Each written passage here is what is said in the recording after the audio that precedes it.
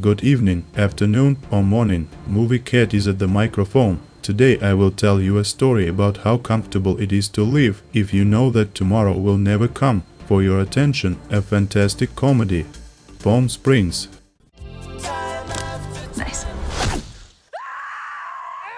And in order not to lose this channel, I recommend you to subscribe. November 9th, USA, Palm Springs, Tola and Abe's wedding day. A young guy, Niles, wakes up in one of the rooms of the cottage where the invited guests were accommodated. Niles is here because his girlfriend, Misty, is the bride's friend. Opening his eyes, he sees Misty getting dressed. Niles compliments her, hinting at sex, and Misty reluctantly agrees. A minute later, she reminds that she can't sweat today and hurries Niles along. After another minute, Misty interrupts what they have started and then instantly blames Niles for not making her orgasm. Misty claims that the problem is of course Niles, but when he tries to argue, she asks him not to make a scene. While waiting for the evening, Niles spends time in the pool, drinking Ekipara beer, translated as limitless or immortal. Later, Niles attends the wedding ceremony, for some reason still wearing the same shorts and Hawaiian shirt. While watching the wedding, he continues to drink his favorite beer.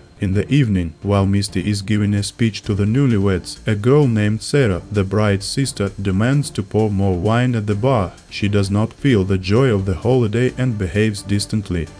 Suddenly, Misty invites Sarah up on stage next. Sarah is shocked because she did not prepare a speech and did not plan to speak. Suddenly, Niles saves her, taking the blow himself. He makes a heartfelt speech about how important it is in this life to find exactly your person. The official part is over. Everyone is having fun and dancing. Sarah continues drinking wine and once again refuses the best man to dance with. Her thoughts are interrupted by Niles, who dances strangely, moving effortlessly across the dance floor. He seems to anticipate every move of those around him, but Sarah denies him in dance too. Later, she speaks to Niles because, among other things, he accurately caught and named the smell of the perfume Orchid Explosion, which Sarah used today. The girl explains that this is a gift from her sister Tola. Sarah doesn't like perfume, but her sister wouldn't forgive her if Sarah didn't put it on today. Sarah asks if Niles believes in the speech he gave to the newlyweds. He smiles and claims that we are all lonely, which intrigues Sarah even more, since she has the same opinion.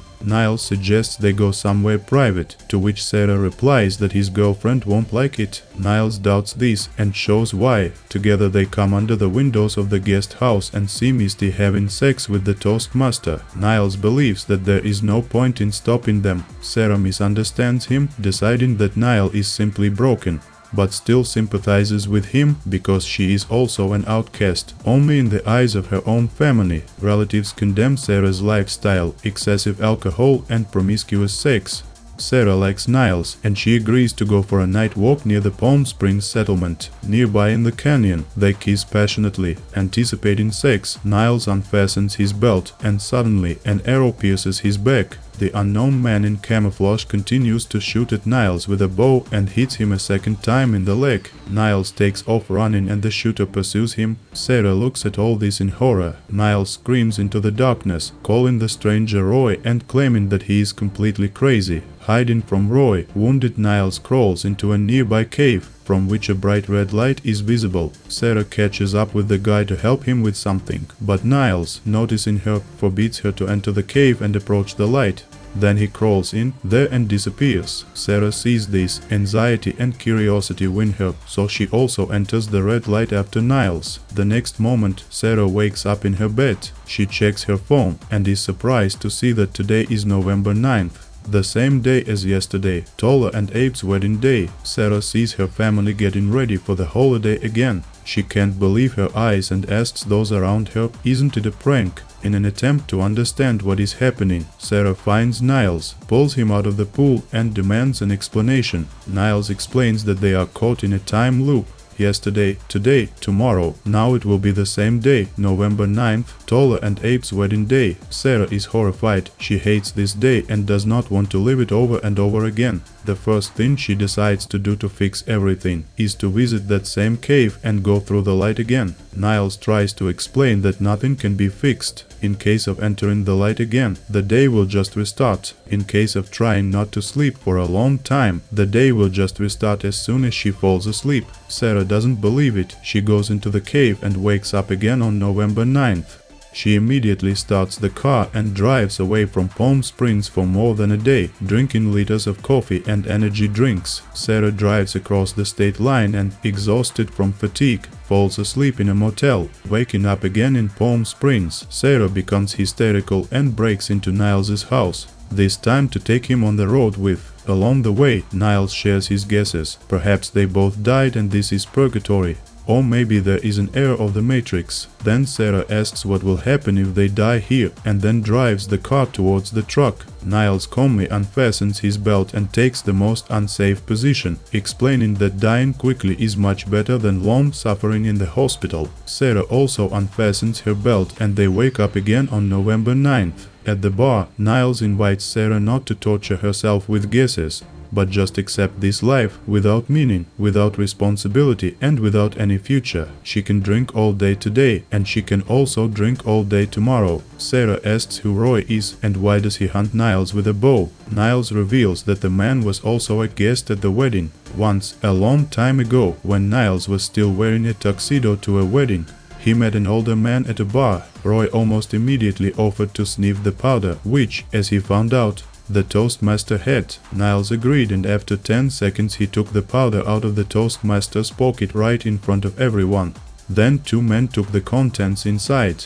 After much fun and dancing, they went into the canyon to look at the stars. Roy suddenly admitted that this night was the best of his life, and he would like to stay here forever. Niles had not yet lived this day a lot of times, but he already had a firm principle not to bring anyone into the cave. However, that night he was too drunk to clearly realize what he was doing, and Niles suggested that Roy go into the cave. However, when Roy woke up on November 9th and realized what had happened, he became furious and, of course, blamed Niles for everything. Now, in revenge, he sometimes comes to kill Niles in various painful ways. Roy wakes up far away, so he doesn't go hunting often. Niles vowed never to move anyone else into the cave, and Sarah ended up there by mistake. When Sarah finds out that Niles has been living in this day for so long that he can't even say approximately how long, she asks who he's already slept with here. Niles tells, with almost everyone and even with one guy, but never with Sarah. The girl is surprised, because on her first evening she was already ready for sex. Sarah thinks that perhaps this Groundhog Day is releasing altruistic people only, those who think not just about themselves. At the wedding, Sarah whispers warm words to her sister Tola,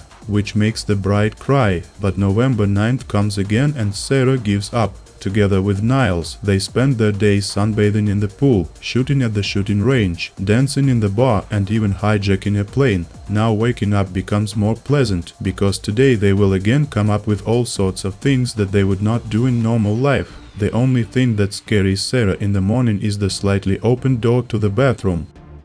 Niles and Sarah grow closer over time. One day in the canyon around a fire, Niles admits that he is indifferent to everything in this life. Sarah doesn't believe it and they have sex before going to bed. Waking up on November 9th, Sarah feels happy. She decides to enjoy the moment and lie down some more. But suddenly half-naked Abe, who is getting married today, comes out of the shower. He advises Sarah to leave quickly before anyone finds out about them. Later, Niles happily remembers the previous evening, but Sarah is no longer thinking about that. She hates waking up every morning in a room with her sister's fiancé. Together, they drive a car and are stopped by a police car. Roy comes out and attacks Niles. Suddenly, Sarah accelerates and knocks Roy over, breaking his legs. Niles quarrels with Sarah. He believes that it is wrong to cause pain, because people feel everything, even if the day then resets. Sarah feels bad again and blames Niles for not doing anything to get out of November 9th. The first night she went to the cave because she liked Niles and was worried about him.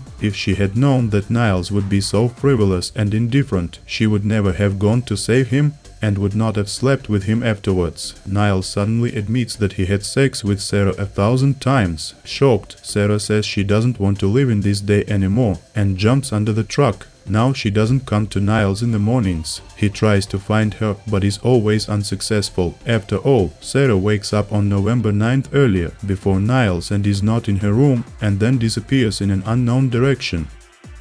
One evening before the wedding, Niles has a drink with the groom and his friends in Abe's room. He is indifferent to the conversations of other guests, but suddenly he smells the scent of orchid explosion perfume on his pillow. Niles realizes that Sarah wakes up in Abe's room every morning, which explains why she hates staying in this day so much. Then at the wedding, Niles, without any preamble, tells the bride that the pillow in her groom's room smells like the perfume she gave to her sister. Niles suffers from loneliness and comes home to Roy in despair. The guy admits that he has given up and doesn't know what to do next. Roy hates Niles, but forgives him and promises not to hunt again. After Roy was hit by Sarah and spent a long time in the hospital, he realized how badly he treated Niles. Roy also admits that he hated Niles because his 2 children would never grow up, but now he has accepted it and advises Niles to do the same and to never see each other again. Niles says that he is too lazy to go back and asks Roy to kill him one last time.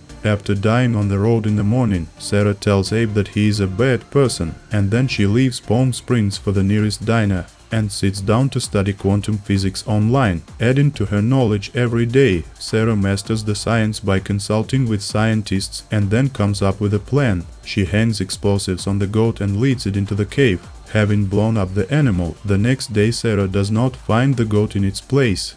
A joyful girl comes to Niles and offers to blow themselves up in a cave together. However, Niles refuses to leave this day because here he is comfortable and never has to think about how to live tomorrow, and it is still not clear where they will end up and whether they will remain alive at all. He tries to persuade Sarah to stay here with him, forever young, without problems and responsibility, but to no avail. Sarah says that she will spend this day in the best possible way, and in the evening she will go to explode. Sarah gives a heartfelt speech at the wedding and then heads into the cave. Meanwhile, Niles understands that he will now be left alone on November 9th and realizes that he no longer wants this. He steals a pickup truck from the bartender and arrives at the cave, where Sarah is already preparing to enter. Niles admits that life has no meaning without her, and Sarah is the best he has ever met here. Therefore, Niles is even ready to die just to be with her. They enter the cave, and Sarah, in the final seconds, confesses her mutual feelings for Niles. After all, this may be their last kiss. The detonator is activated and the vapor explodes. The next day, Sarah and Niles sunbathe in the pool of a vacant house nearby in Palm Springs. There is no one here on November 9th, so it is always a cozy place to hide from the pre-wedding bustle. Sarah asks Niles what they will do next. Suddenly their conversation is interrupted by the surprised owners of the house. Niles tells Sarah that he now knows what date the neighbors are returning,